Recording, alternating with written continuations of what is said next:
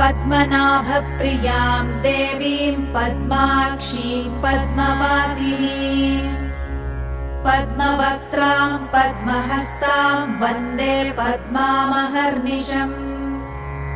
पूर्णेन्दुवदनां दिव्यरत्नाभरणभूषितां वरदाभयहस्ताढ्यां ध्यायेच्चन्द्रसहोदरीम् इच्छारूपां भगवतः सच्चिदानन्दरूपिणीम्